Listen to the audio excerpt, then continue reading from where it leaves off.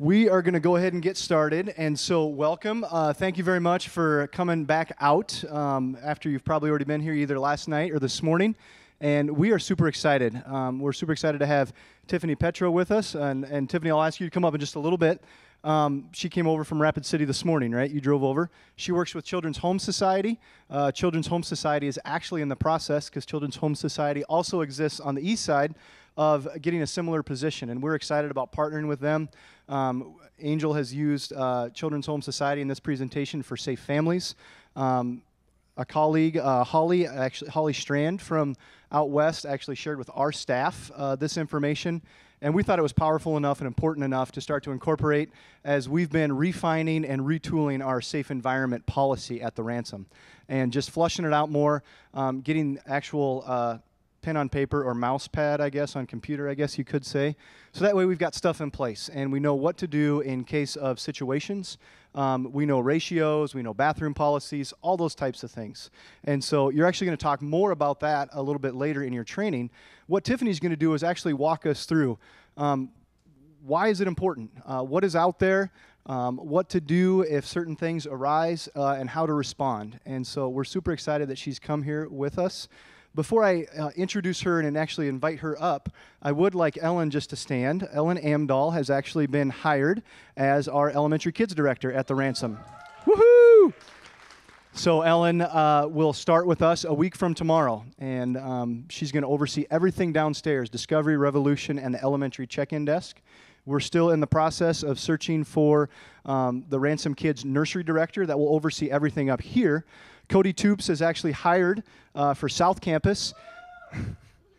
The bell didn't ring, Cody. The bell didn't ring. Cody has hired Deanna Onema for his Ransom Kids director for South Campus, and she and Ellen will actually start on the same day. So keep them in your prayers, and keep our Next Gen team and staff in prayers. We continue to search for that nursery director position as well. All right. Thank you so much for being here. Thank you for what you are doing to continue to grow the Ransom through Ransom Kids Ministry. I know we've got gatekeepers here as well. Each one of you plays a vital role in what we are doing. And as Phil shared this morning and last night, we can't stay where we're at because we know we've got to get there. And so this is a piece of that. Phil later is actually going to share just a little bit about some volunteer changes and tweaks that we're going to do to continue to take us from here to there. So stay on board with us. It's going to be a little bit of a longer night, but we're going to move you around a little bit and keep you going. So without further ado, I want to welcome Tiffany, and we give her a warm welcome as she shares with us.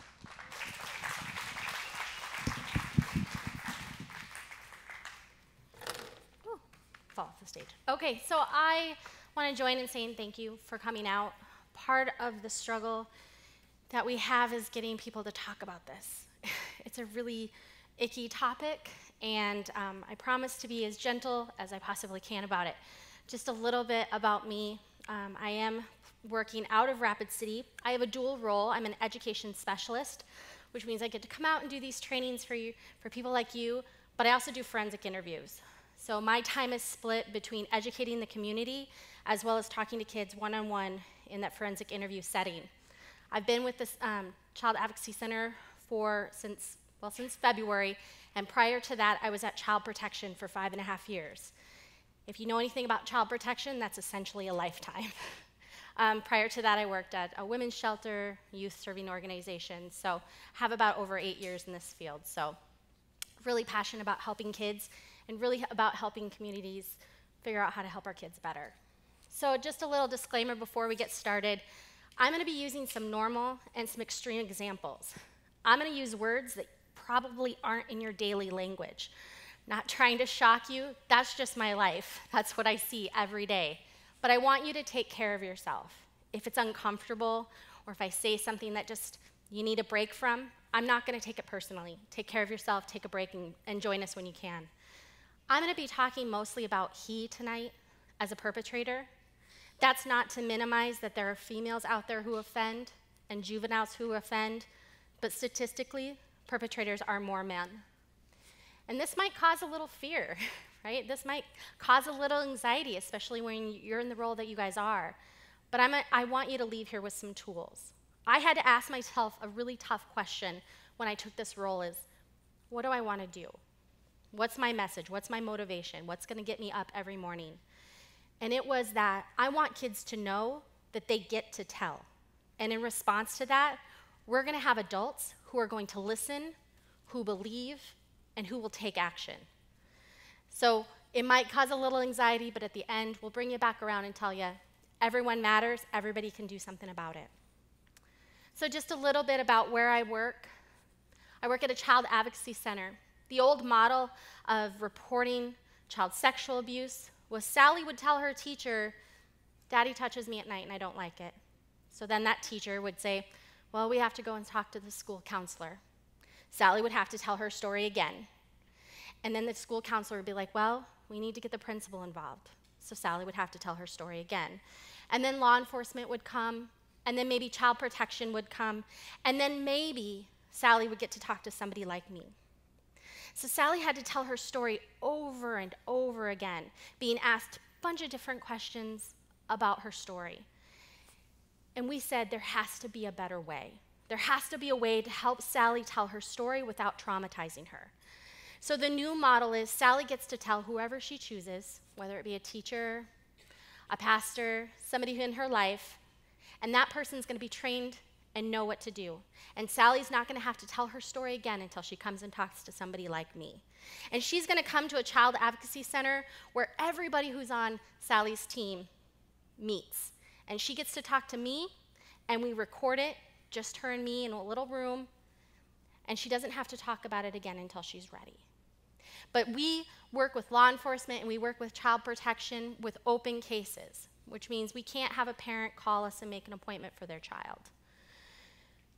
We work as part of a coordinated response. We work with therapists. We do have the Child's Voice, which is located here in Sioux Falls, is what we call a medical model, which means there's medical staff on site. In Rapid City, we refer ours out to Black Hills Peds. But there are centers in Rapid City and Sioux Falls and Pierre, and then there's a center in Fort Thompson and Pine Ridge. In addition to that work, Brandy Tonkel, who works with me, does interviews in Kyle, South Dakota. We have a clinic there, and she works strictly with FBI in those situations. So when we're talking about child sexual abuse, we know that 1 in 4 girls and 1 in 6 boys will be abused by the time they're 18 years old. But I want you to look at that statistic, because that is just a statistic for kids that told and somebody believed them. We have no way to imagine what the numbers would be if every child told and every adult they told did something about it. We think that those numbers would be greatly higher. And specifically for boys, we know that there is still such a stigma about sexual abuse in general for boys that they're not telling at the rates that girls are. Predominantly, I'm talking to girls in my interview room. We know that children with developmental disabilities are 3 times as likely to be perpetrated on. Why? Well, let's see. They might have verbal skills that are lacking. They can't verbalize the abuse. They might have a physical disability that makes them completely reliant on their caregiver, masking the abuse. Or they might have behaviors that cover up some of those red flags. In my work with DSS, I had a 12-year-old that came to me. She had stated that her mom's boyfriend had touched her inappropriately. Mom did not believe her. Mom's justification was that the child had autism. That's why she said that. What we know about kids with disability is they're actually less likely to report, not more likely. And in turn, for that little 12-year-old, she actually didn't have autism. But that's what the mom had to tell herself in order to justify not believing her child. So you can do the math. That's 15 million children in the next 18 years. And we know that sexual abuse isn't just touching. It's a spectrum like anything else. That can be grooming, that can be pictures, that can be fondling, somewhere on that spectrum. And it doesn't happen in a bubble. I can't tell you how many times I was called out with law enforcement working in DSS. I would get a call for domestic violence, and we would find that there's drugs in the home. We would get a call for basic neglect. Her needs aren't being met, and then she would later disclose sexual abuse. There was a study done that says 1 in 10 children report 5 types of trauma or more. And we know that untreated trauma causes more trauma, which is why every person taking a step to get involved in a child's life is so important. So what's the impact? What happens to these kids that go through this? Mental health-related issues. That's kind of the foundation of where we start with these kiddos. They've got depression, anxiety, suicidal thoughts. I've seen homicidal thoughts. It takes a wide spectrum. At the very core, these kids are struggling with, why me? Why was I picked? What's going to happen now? Sorry. Sorry, guys. Educational concerns and behavioral problems. So we know that kids are more likely to be absentee from school, which means that they're going to be less likely to graduate. Let's think of little Timmy sitting in a classroom, and he's got a math test that day. And he knows that after school, Uncle Jimmy's going to pick him up, and Uncle Jimmy's been hurting him at night. How focused is he going to be on that math test? How important is that math test right then?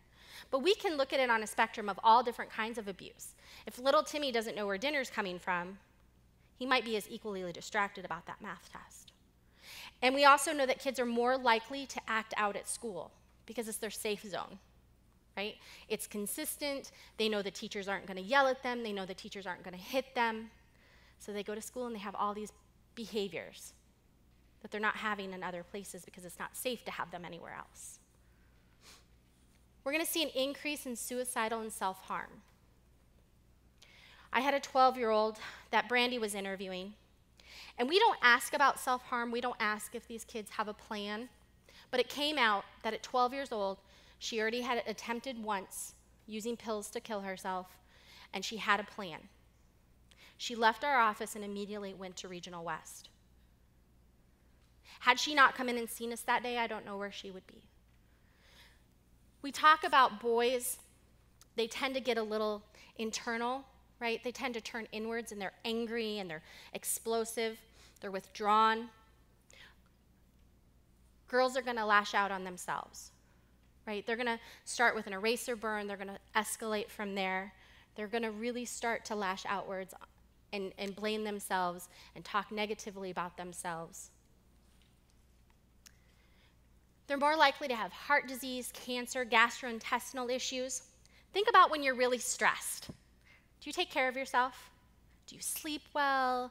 Do you eat well? I don't know about you, but I'm a stress eater. These things happen, right? We're not taking care of ourselves. So think about a child who's experienced 5 types of different trauma in their life. What kind of manifest that has on their body. There was a study done, and it said that 53% of those participants had no organic cause for their gastrointestinal issues, but all of them shared a history of child sexual abuse. Trauma does weird things to the body. Twice as likely to become smokers, severely obese, alcoholics, and 3 times as likely to be drug users. I saw this all the time at DSS. I would have these moms that would have a history of rape or trauma or child sexual abuse, but in that moment, they couldn't equate that that's why they were doing meth, that that's why their child was in care. I have somebody in my own life. She was a victim of child sexual abuse. She was later raped as a teenager, and she fits every one of these. And she's what I call a functioning alcoholic. She takes her plastic cup everywhere, family functions, work. She's a chronic drinker, but she's functional. Something that really stands out for me about her is she gets these tattoos in really sensitive places, like along the collarbone. She'll get piercings in really tender places. And I remember somebody asked her, "Doesn't that hurt?" And she looked at them and without even blinking said, "I wish it would. Every time I go and get a new tattoo, every time I go and get something pierced, I keep hoping that I'll feel something."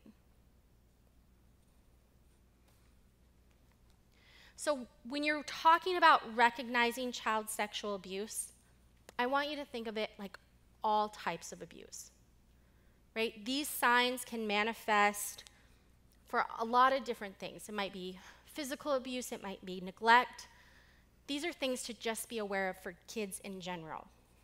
And know what's normal, right? I talk about my kids go to school, they go to daycare, they do that because mommy's out doing this, right? But other people are helping me raise my children, and they know my kids almost as well as I do. Know what's normal. So when we're talking about a spectrum, be mindful of what this kid would normally look like. So nightmares and night terrors are different. Night terrors happen in the first 2 to 3 hours of sleep.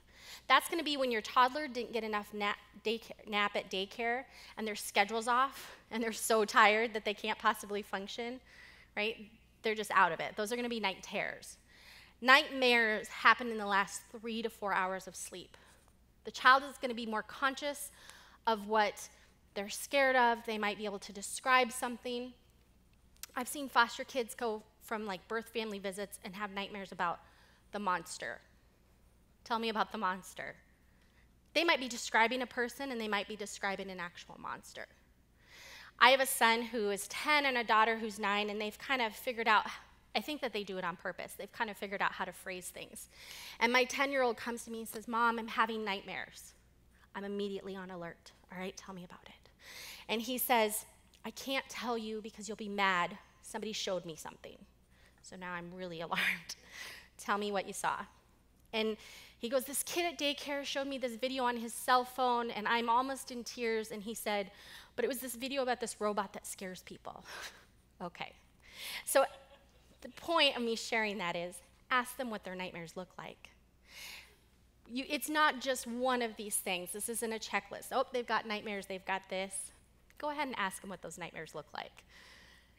Bedwetting is something that's a little bit different too, right? Kids potty train at different times. So my 10-year-old was fully potty trained through the night about 4 years old. My daughter, who's 9, she was not fully potty trained until she was about 6. She wore a pull-up at night. She'd wet the bed. It was no big deal. That was her normal. But if my 10-year-old, who was 4 at the time, and I'd send him to Grandpa's house on the farm, and I'd say, go into Grandpa's, and he'd have an accident, probably not a big deal, right? He's 4, and Grandpas don't keep potty schedules, right?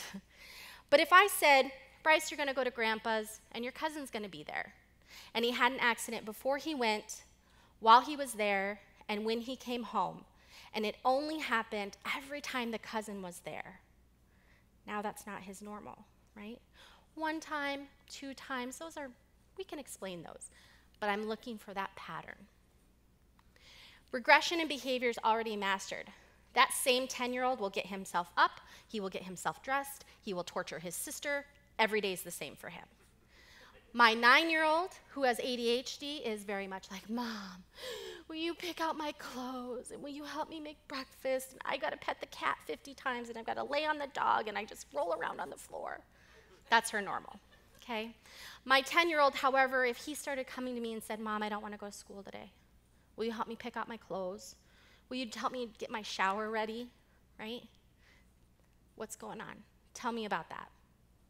Okay, we want to look for things that are a pattern, not when they're sick or maybe one time, but a pattern and a spectrum of things. Experiencing sudden changes in appetite. Now we know kids will feast or famine. Sometimes they'll clean out your cabinet, and sometimes they won't eat at all. But if you have a kid, and let's say that kid, every time they come into your classroom, I'm ready for my snack, right? Every time you know that kid is hungry, every time. And then maybe somebody new starts dropping them off. Maybe mom has a family friend that's bringing them to your class. And now all of a sudden, I don't want that snack. Or maybe you're noticing that they don't eat lunch, or they talk about not eating breakfast. And it only happens that time that this family friend drops them off. That's your red sign, right? That's your red flag for that. It's not that once or twice, it's something different's happening for that kid. So demonstrating some bizarre or sophisticated sexual knowledge. I get a lot of calls from parents going, my kid said the word sex, and she's 5. Okay, ask her what sex means. It means, she said it means hand holding. Okay, tell her she can't do it. Right? But we have a We have a spectrum at the CAC. I talk about spectrums a lot. We will have 5-year-olds that will come in and will tell me things that I didn't even know about sex. And then we've got teenagers who are really struggling to tell me about the word butt. Like, they don't want to say it. So what we're talking about here is not, I'll show you mine if you show me yours, little kids being exploratory. This is acting out a sexual act or talking about things that they wouldn't know if they didn't actually experience it or see it. This is that 5-year-old that says, he moves my hand up and down on his pee-pee till it throws up, and I don't like it. She can't talk to me about that if she's never experienced it. And avoidant of persons or places. So I have 2 sisters, and my oldest sister doesn't really see my kids a lot, but my middle sister spends a lot of time with them. My daughter loves my sister. She will ditch me any day of the week for my sister Melissa. That's her normal. Now, if my sister showed up and said, I'm going to take Cheyenne shopping, and Cheyenne all of a sudden says, you know, I don't want to go shopping. I don't want to go to Aunt Melissa's house. I need to ask a question about that, because that's no longer her normal. So this is, if they've never liked going with that person, that's their normal. But if you take somebody that they love and they have a really strong relationship to, and all of a sudden they don't want anything to do with that person, they might be telling you something. So becoming pregnant or contracting a venereal disease, if you have a child, particularly under the age of 12, that becomes pregnant, she's definitely had sex with somebody. Now, whether or not that is a grown-up or a child, that's for law enforcement to figure out. But I will tell you that Brandy specifically has sat across from teen girls and said, I know you're pregnant, I have the pregnancy test. And they look at her and say, nope, nothing happened. Don't be surprised if you have a girl that is pregnant or has a venereal disease that just isn't ready to talk about it. And that's okay. Just a little note, chlamydia is the only venereal disease that you can contract 100% through sexual contact. I've heard of parents saying, oh, they got it because their dirty clothes were in the laundry with my dirty clothes and then they put it on. That's not how it works. So there are going to be some surefire signs when you're talking about this particular sign. But again, you might have a kid sitting across from you that says, nope, nothing happened. So runs away or fear of going home, they're twice as likely to run away. I saw this all the time at DSS. I have one girl that I worked with, and she was in treatment at the Abbott House in Mitchell. And she came in because of alcohol abuse, her mom. And through me talking with her, she said, yeah, I was touched when I was little, but it happened to everybody. I often thought about this girl as she's kind of the poster child for sex trafficking. And I don't say that lightly. But this girl could have a perfect stranger walk up to her and say, you want to run away? And she said, yep, let's go. She had no concern. She was willing to risk it all because she wanted to have control over it. We see a lot of the risk-taking behaviors with the older kids because they're kind of lashing out. They don't have a lot of control in their lives anyway. And they're going to look for that next high or that next drink or that next cut, whatever's going to help them numb some of that emotional pain. So we already talked a little bit about sexual behaviors, but you're going to see sexual talk. I had a 5-year-old sit across from me, and we talk about body safety. You know, did you know it's okay for you to touch your private area in your butt? And he looked at me and he goes, oh, I can't. He just said, I can't. We had suspicions of him being abused, and he wasn't ready to talk that day. But we see a lot of kids that think of their body as dirty or as unclean, that they'll talk about things like, oh, I saw that those 2 grown-ups kissing. But they won't tell you where they saw it. They're just trying to get your reaction out of it.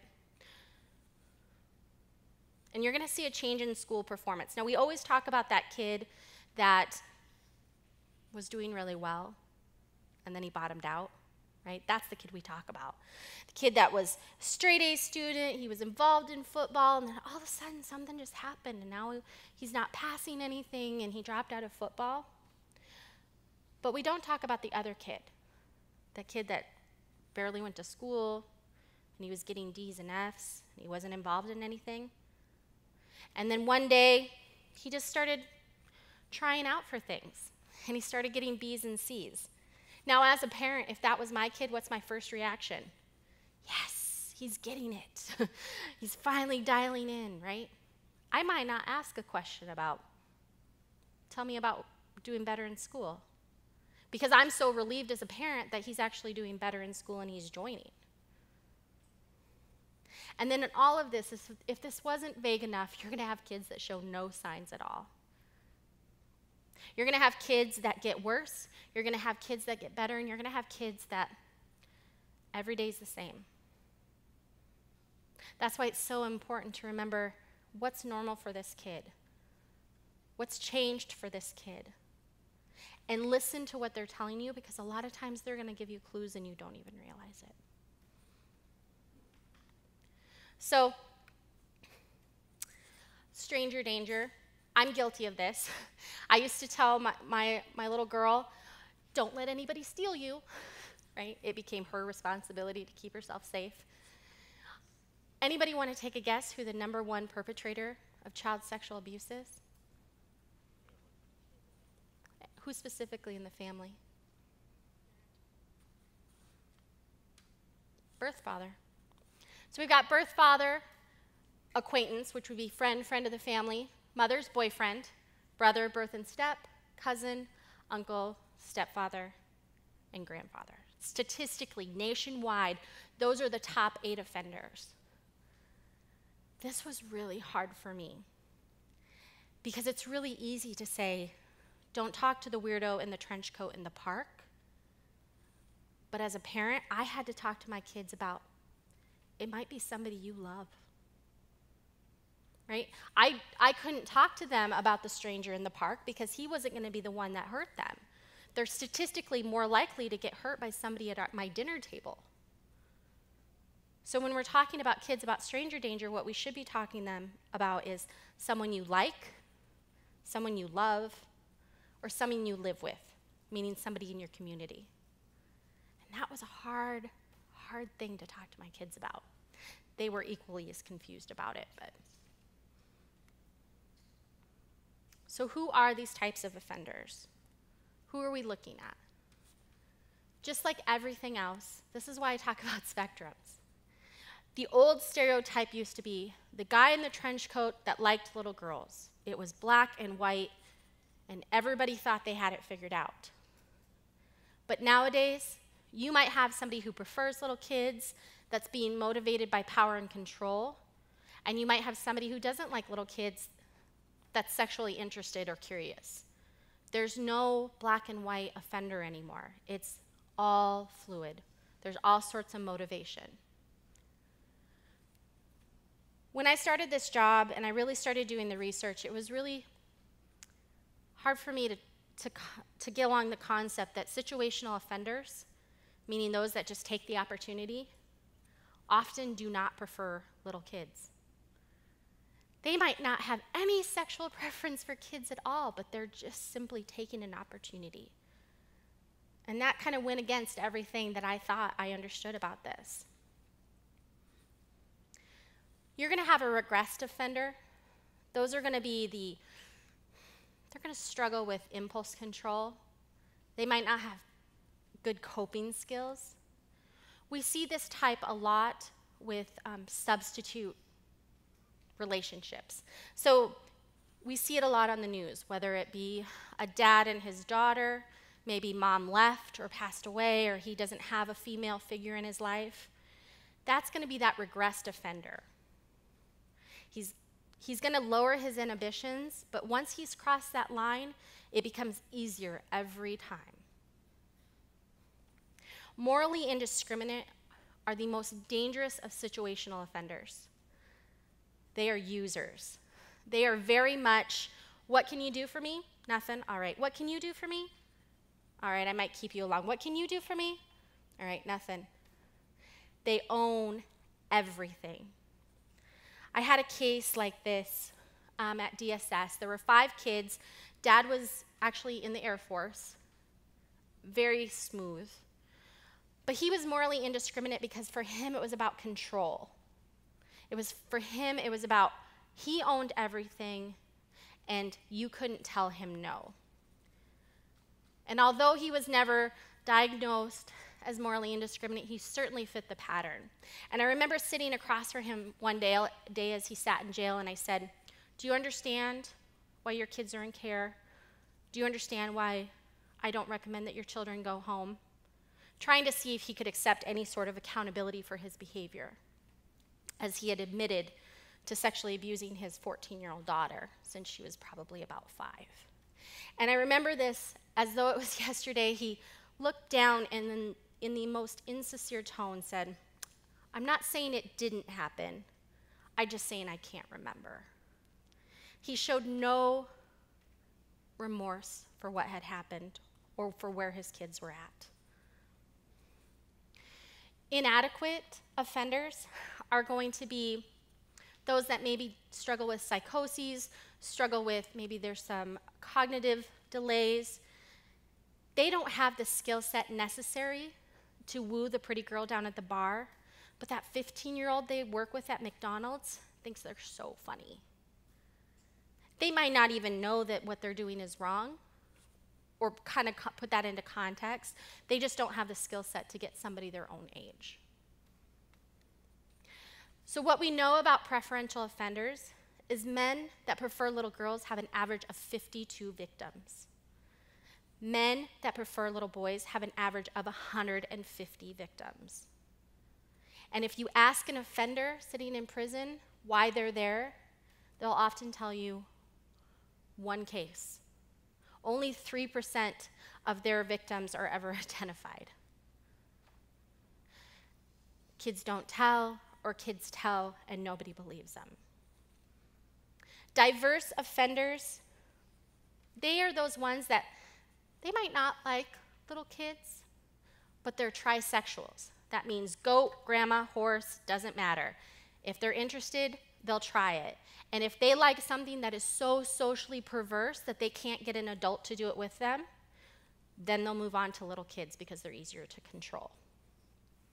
Seduction perpetrators are your Sandusky's. They're suave and they're sophisticated and they're going to spend a lot of time convincing a lot of people that they're really good. But they're going to have the most victims. Because every time a victim ages out, they've got to get a new one, right? They're going to have a preference about age and maybe race and puberty level. They're going to have a preference. Introverted offenders are your guys in the trench coats. That's where they fit in. They're going to be the ones that have no skill set, but they're really eager to hang out with the kids, but they're not really sophisticated enough to like persuade anybody. They're going to be the ones that their affections toward the kids are kind of obvious. You know, the kid walks past them and they kind of do one of those. Those are the ones that we often get that gut feeling about, like something's just off. And then sadistic offenders, they're the most dangerous out of preferential offenders because they have to hurt to enjoy it. It is about power and control, and they have to cause pain to be sexually gratified. So we see with sadistic, if mom won't let him have access or he can't convince her to let him have access, then he'll use domestic violence to control her. The hardest part about this is we often don't want to talk about females and juveniles, right? Socially unacceptable to think about a female who offends on a child. It's kind of outside the scope of what we're willing to talk about. You will rarely see a female who's a preferential offender. And the basic statistics that we have on females is about 4 to 8% of sexual abuse cases. But let's think about that. Who's responsible for feeding, diapering, bathing, right? The majority of the time, that's a female. We're not saying it doesn't happen. We're just saying that it's probably easier masked. But what we see on the news is we always see the teachers and the teens, right? We see the teachers and the older students. A female's victims only 3% account for that 13 to 17-year-old age range. 12% of their victims are going to be under 6 years old. And juveniles, I will tell you that predominantly most of my interviews are child on child. Juvenile offenders are responsible for 37% of all child sexual abuse cases. And I'm not saying that it doesn't happen with teen females, but predominantly it's boys that come through as the offenders. And we know that about 50% of childhood offenders have been sexually perpetrated on themselves, and that they're about between the ages of 12 and 14 is when they'll start perpetrating on other children. Remember that morally indiscriminate father I told you about? He had 5 kids. His oldest daughter was 14. And after she came into care, she disclosed that she had been having sex with her younger brother, who then in turn had sex with his 2 younger sisters. But I will tell you, because she got help, because we got to her, and she was able to go into residential treatment, that she is going to go on to be a functioning member of the community. And that's the message we want to send about juveniles is it doesn't have to end there. If we take action, if we admit that it's not just boys being boys or just a girl being curious, and we take action and we do something about it, they can get help and we can get their lives back on track. It's those teenagers who never get told that it's wrong, or the parents that are just struggling to admit that there's an issue. Those are the ones that go on to have later issues in life. So grooming, how do they pick their victims, right? They're going to identify and target a victim. I don't know how, but these guys just know. They're going to pick a victim that has the most likely to lose. And we instantly think again about that kid, maybe that latchkey kid that doesn't have a strong male role model or not a lot of supervision. But we see it just as often with the star of the football team. He's got a lot to lose, right? If he was to come out and say that the coach was doing something or his neighbor was doing something. They know which kids just aren't going to say anything. And everyone's the target. With preferential offenders, they take great joy in manipulating everyone around them. Think of Sandusky.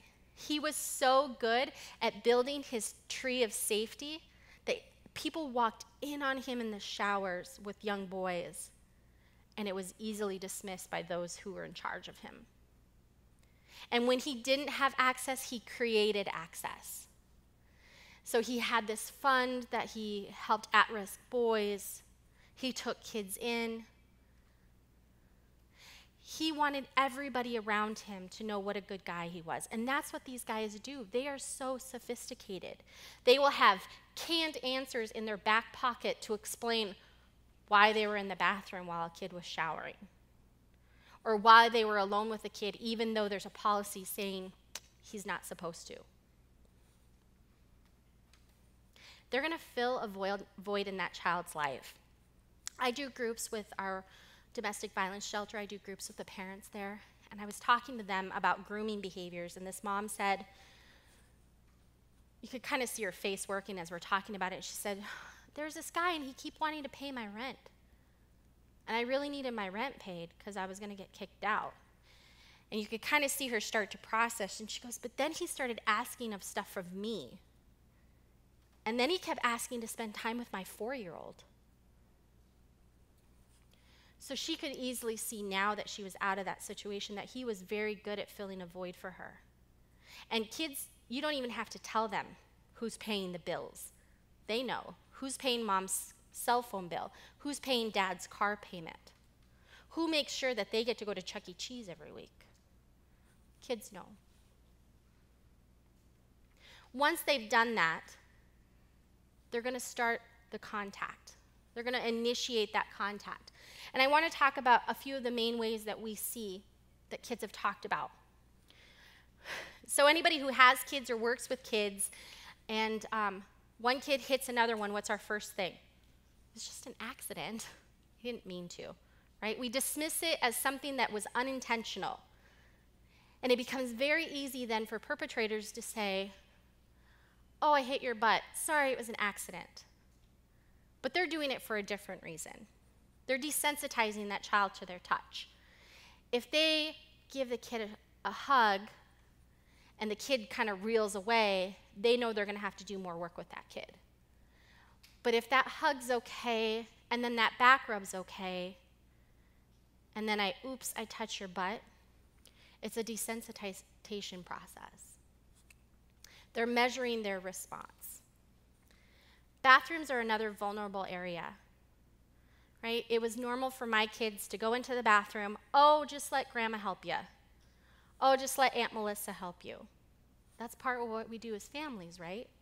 It would not be uncommon for me to change my best friend's baby's diaper, right? That's what we do socially. Brandy had an interview with she was about 6, and she said that he was touching her in the bathroom. So if a kid came to you and said, 5 or 6-year-old came into you and said, he's touching me in the bathroom, how many of us would ask that follow-up question, tell me more about that?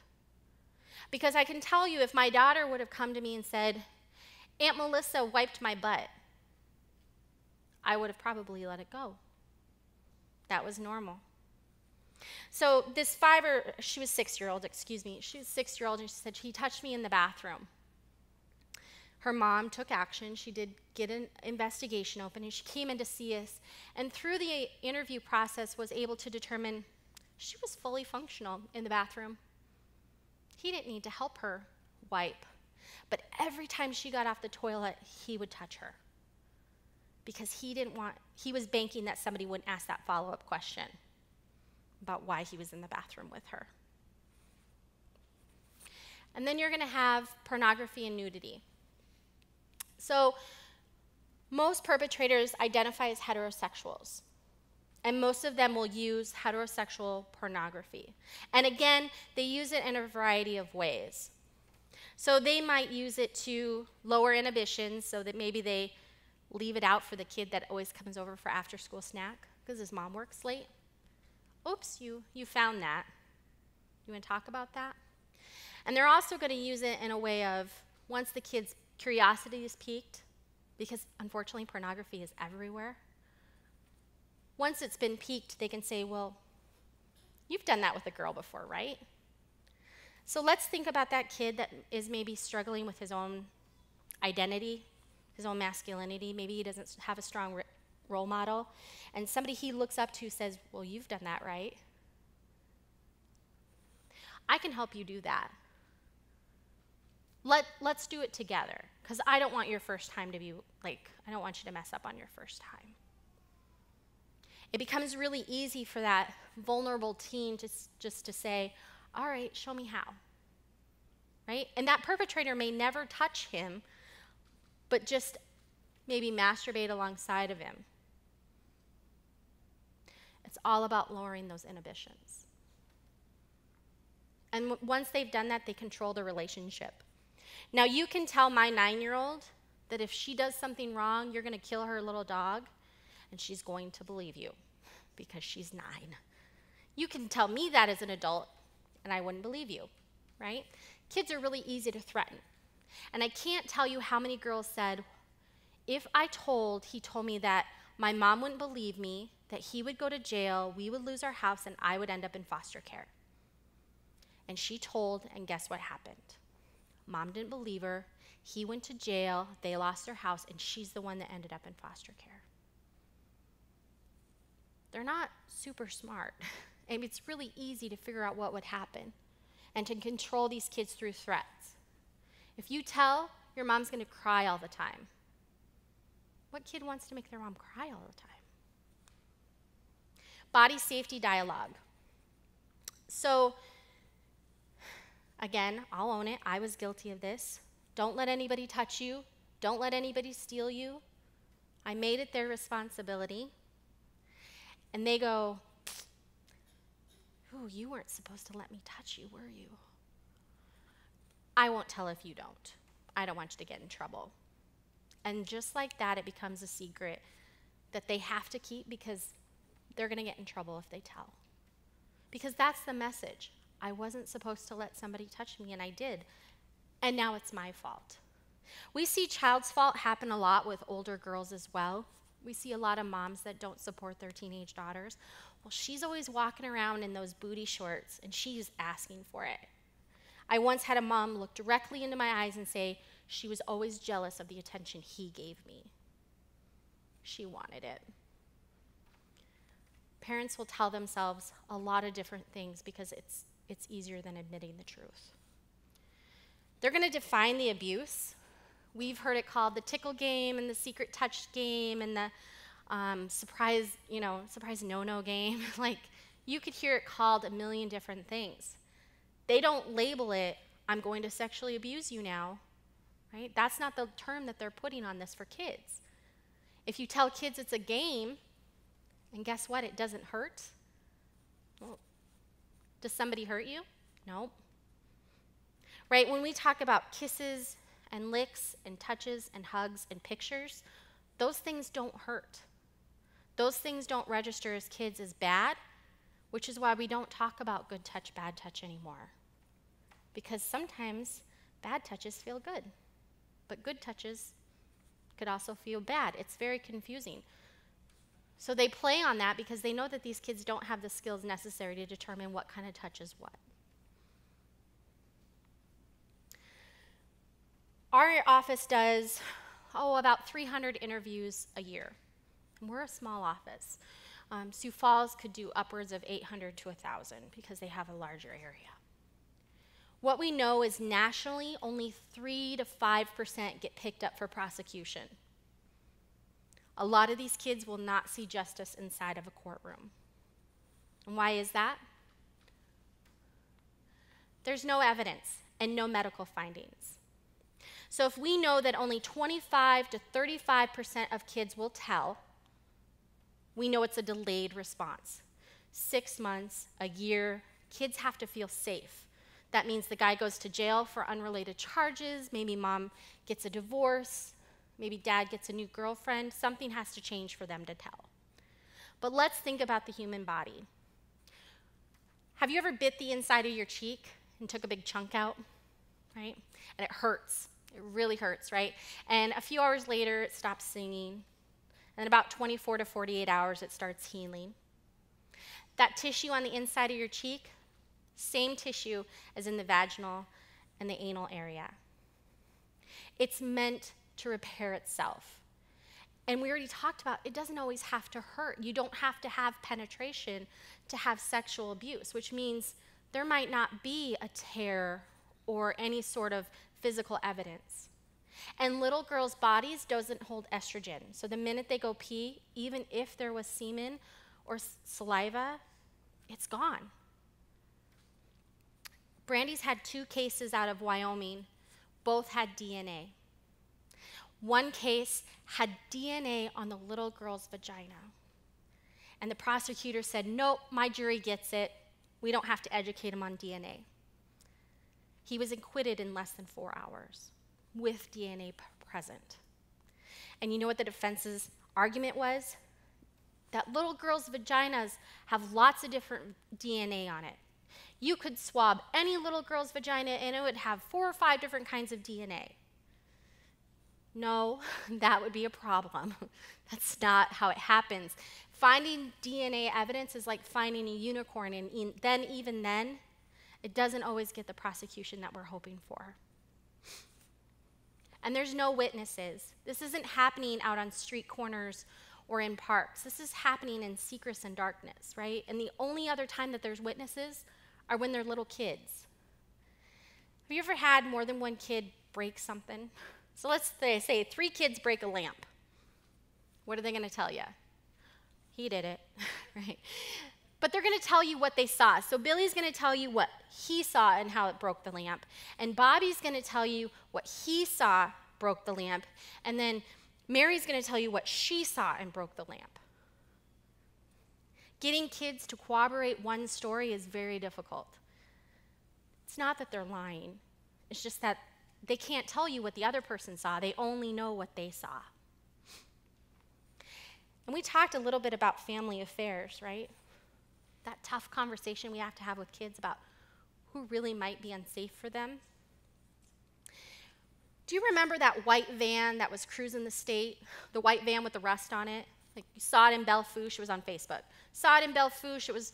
He was stalking some kids, and then they saw it in Mitchell. And why isn't he being arrested? And he almost caught a kid somewhere on the east side, right? Everybody rallied together for this white van that had rust on it. Everybody joined together as a state and said, pick him up. I don't care if he's not done anything yet. But when it's Uncle Bobby or Uncle Jimmy, it becomes, maybe we'll just handle it. Or when it's a brother, I've seen all too many parents say, well, I'll let my kid go through the interview, but I'm not going to prosecute my son. I've seen them do that for adults. That's grandpa. He can't go to jail. He's so old. What's the point? Our first instinct is to protect our family, because that shame that comes along with it and admitting that something happened, it makes it really difficult. And now that kid has to say, well, yeah, they believe me, but they're not doing anything about it. So a child's testimony. Has anybody had to testify in here before? Did you like it? Okay. So you get up there, and you're in the little box, and they've got the microphone. Imagine a kid up there. They've got a spinny chair, and they have the microphone that goes up and down, and it's really loud if they talk really close to it. And then they have 12 strangers staring at them, adult strangers. Okay, Molly, who's 6, I want you to tell me about the worst time in your life to these 12 strangers. Oh, and everybody's sitting in the audience because it's an open court. How good is she going to do? I've seen some kids get up there and they are just rock stars, but they have to be ready for it. But kids don't give good testimony. So what do we have? Adult said, child said. We know that that disclosure is not going to come out until 6 or 12 months later, and by then there's no evidence, there's no witnesses, and it's just 6-year-old's word against mine. Which is why we come out and do these trainings, because what a child says is our crime scene. My interview with that kiddo could make or break that case. No pressure, right? How you guys handle it can make or break that case. No pressure. We'll talk about how to do that too. Lack of cooperation among agencies. My directive as a child protection worker was very different than it is as a forensic interviewer. I was concerned about safety. I was guided by policy. I had a lot of different motives than I do now. Law enforcement wants to make a case. They need to gather evidence. They want to know why that 3-year-old can't describe everything that happened. Because they're 3 is the answer to that question, by the way. And prosecutors want it on a silver platter. They want it DNA. They want a good victim. They want a good statement. Because they don't like to lose, right? It has to be a really solid case for them to take it. Now, part of what the CAC does is it brings people together. It brings the team together to make sure that we are staying focused on this child, that we are a neutral party that is the voice for this kid, and make sure that we're all focused on what can we do that's best for her. Poor report writing. Now, this is something where you guys are going to come into play. So if Sally comes to you and says she doesn't want to go home, and you, in all your best intentions, say, is somebody hurting you? And she looks at you and she's like, yeah. And then you say, is someone touching you? Yeah. It's your brother, isn't it? Well, she's backed into a corner. You've asked her yes or no question. Yes. Okay, so she's not said anything but head nods. And you write down, she told me her brother touched her. Is that what she said? Doesn't mean that's not right, but that's not how we want to go about getting it. But let's say Sally came to you and said, my brother touches my pee-pee. Okay, and you write it down. She told me her brother touches her vagina. And then she talks to law enforcement writes a report, and he says, she said her brother touches her vaginal area. And then she comes to me, and she says, he touches my pee-pee. A defense attorney will get up there, and they like to spread it all out in front of them. So here's little Sally on the stand. You told your teacher that he touched your vagina, right? So now she either has to say, you're a liar, or she has to say, no, that's not what I said. And you told law enforcement that it was your vaginal area. Isn't that correct? Now I have to say a cop lied, right? But then in the interview, you called it a pee-pee. I don't think that you know what it is. Defense attorneys get paid a lot of money to make people very uncomfortable.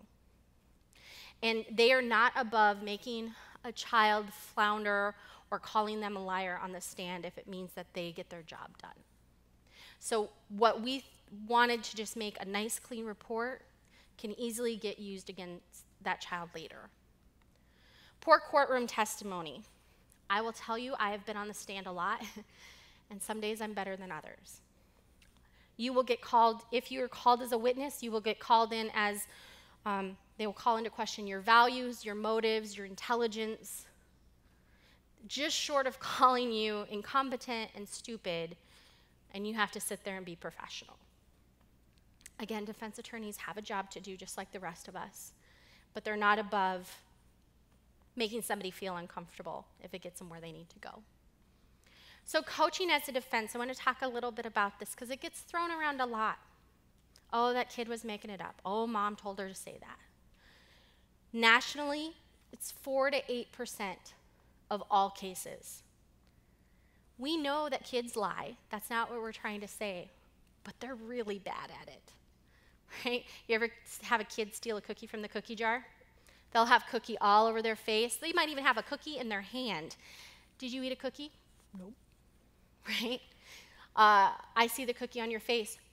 Nope. And then 5 seconds later, they're eating the cookie because they forgot about it. They're not good at tracking that. And kids cannot make up things that they did not experience firsthand. So even if you have a kid who comes into an interview, often they give it away before we even get halfway through. They're not sophisticated enough to get past me and law enforcement and child protection, everybody who's watching. So Brandy had an interview once, and this kid said, I'm just trying to remember what was on my list. And Brandy says, tell me about your list. And he says, it's a list of everything I was supposed to tell you today. And we're done.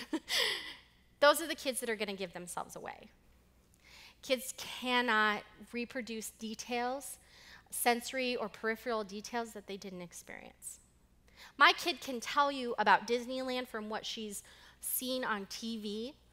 I might even spend hours with her telling her everything about that. But if you get my daughter in an interview room and you say, tell me about the ride at Disneyland, she'll tell you what she saw. How did it feel when you got buckled in? I don't know. How did the lines feel when you were standing there? Oh, there were no lines. Now you know she's lying, right? Because it's Disneyland. So just keep that in mind, that we go into it assuming that the kids told the truth, because our interviews can figure that out as well. Untrained prosecutors, judges, and juries. Anybody like SVU? Right? I do too. But they've done us a great disservice, right? They talk about there's a torn-up victim. Olivia Benson will have a admission within 20 minutes of your first episode. They'll have DNA evidence. They'll go to court in 2 weeks, and the jury in a month, right? The jury trial in a month. I will tell you that little 12-year-old I told you about, she's still waiting for court, and it's been 2 years. So it's just unrealistic. Kids don't tell for a variety of reasons. It happens in secrecy, right? They're told not to tell.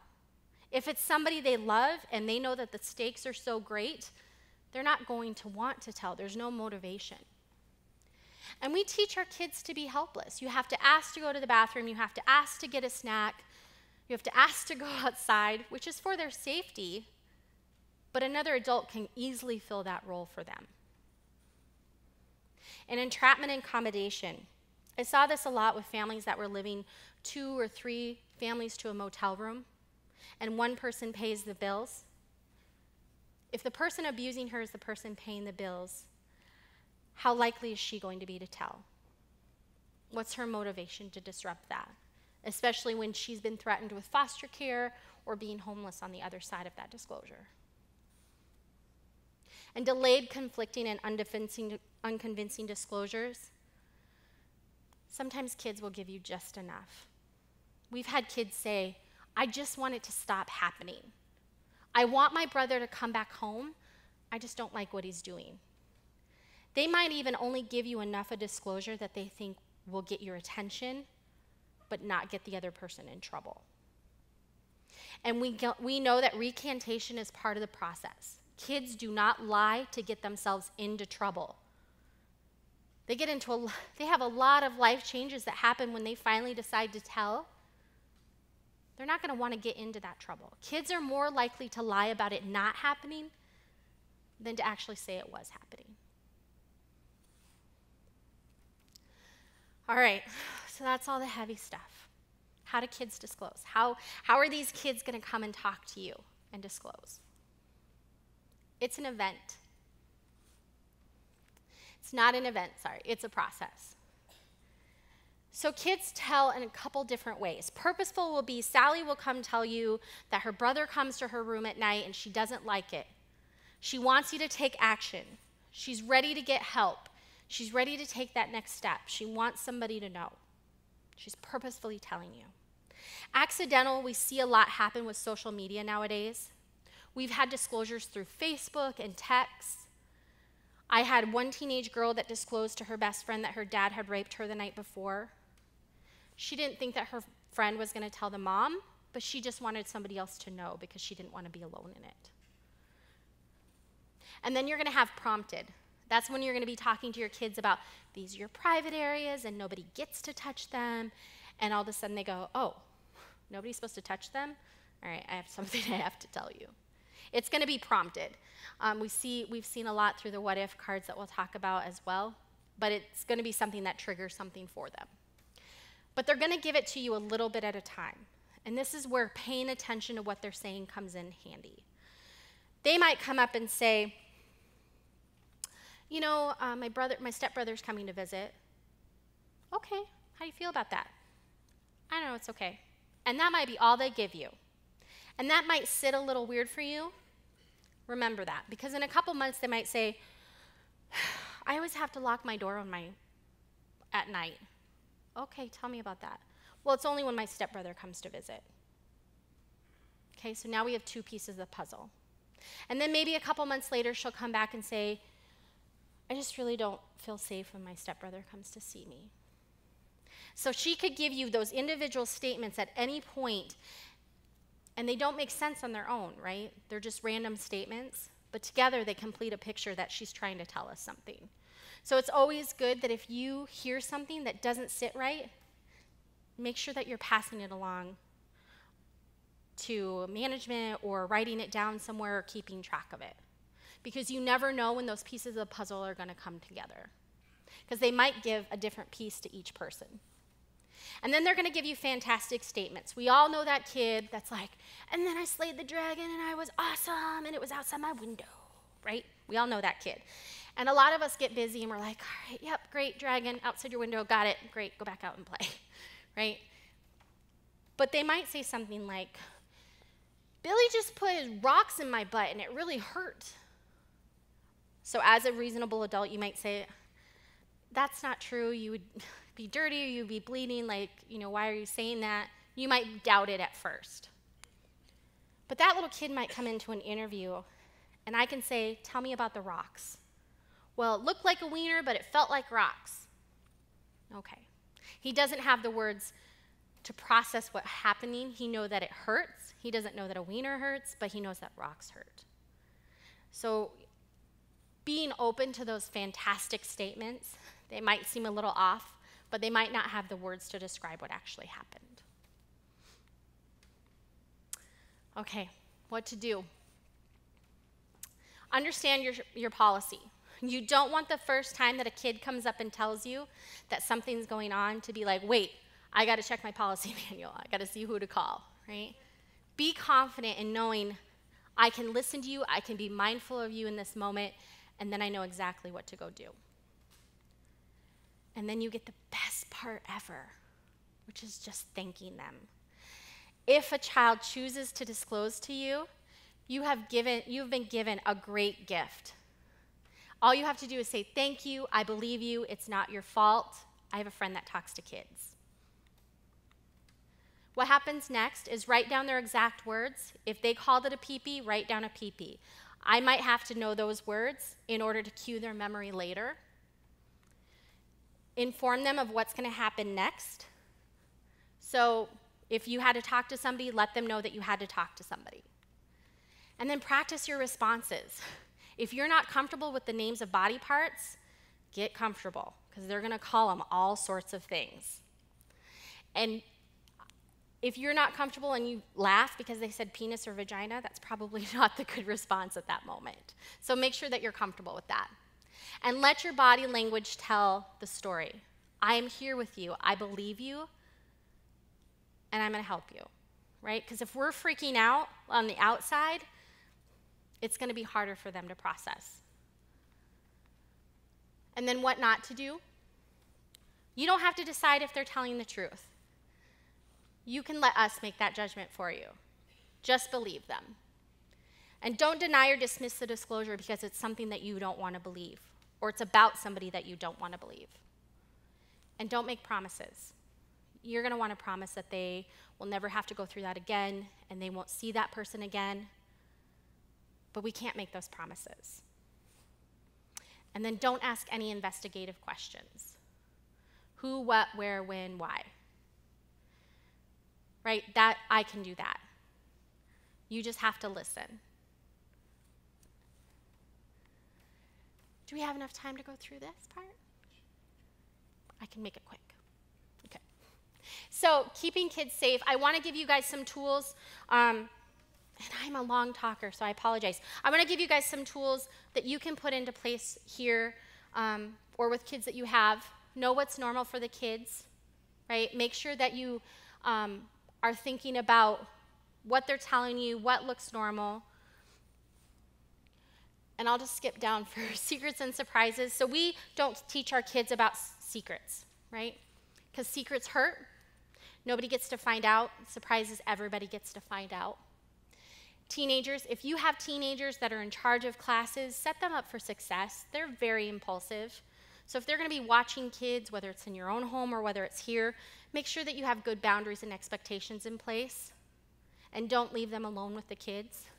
Because we know that one-on-one ratios are where it's more than likely to happen. And I know you guys are going to talk about this in a little bit too, right? So, because you guys are doing some work on that. Forced affection. This is a big thing for me, especially in youth serving organizations. If that kid doesn't like side hugs or high fives, honor that. Give them a thumbs up. Ask them if it's okay. Because if we force them into an affection, if we force them to give us hugs or high fives, that sends the message that they have to do that for all adults. So one of the things that I try to do with my own kids is be mindful of, if you don't feel like a hug today, that's okay. And then putting boundaries in place and being prepared to say no. That teen might tell you, oh, I can babysit, it's totally fine. But if something in your gut is saying you need supervision, follow that instinct. And be prepared to say no. Whether it's somebody you know or somebody you care about, be prepared to say, no, you can't go with them. Or, no, you can't be alone with my child. Because we're going to be the biggest advocates for these kids. I know I sped through those, but I know that you guys are going to talk about those too, so. You guys give Tiffany a round of applause.